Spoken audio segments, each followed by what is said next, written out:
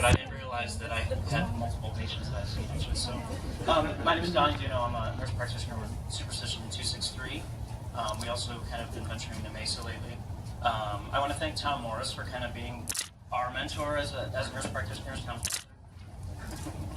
I've only been here for 6 months, so I can only speak to that. He's been doing this for years. He's a pro. So I keep hearing people referring to this as the future of healthcare, which I think is interesting because we've always done home visits in the past. Think back.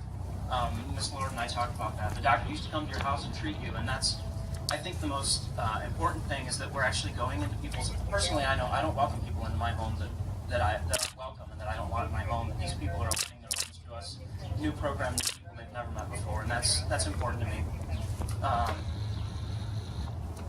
In the emergency room, we have an expression: greet them, treat them, and treat them, which means you say hi, you bring them in, you treat them, you send them home as quickly as you can because that bed needs to be used by somebody else. But the nice thing is we get to actually spend time in these people's homes, as much time as we need to. I actually didn't want to leave Ms. Lord's home. She offered to be my adoptive grandmother, and she brought us cookies.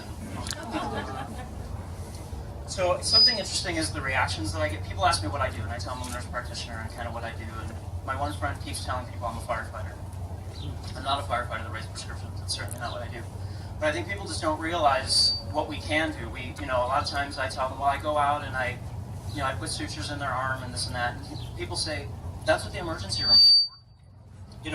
Ultimately, yes, that's what it's there for, but there's other routes that we can follow. One example I use frequently, urinary tract infections are one of the top 10 non-emergency complaints. You can treat that for about $50, $100 in a primary care office. The national average is $1,300 in the emergency room. So that gives you a number value as to how much we can save. And urinary tract infections, I think, nationally we see about 1.5 million in the United States in a year. So multiply $1,300 by 1.5 million, and that's the cost savings that we can afford these people. And then the other side of it, when I call, a lot of times I get on scene and my first reaction is, have you called your doctor? And they haven't, so I usually try to get a hold of their surgeon or their primary care doctor first and see if there's something we can do. And usually, I say, I'm on the scene here with so-and-so, and this is their complaint. And they say, who are you? And I tell them, and I'm with the CCU. And their next reaction should be, tell me about my patient, but it's not. It's usually, tell me more about your program. This is really cool. So I tell them more about it, and their reaction,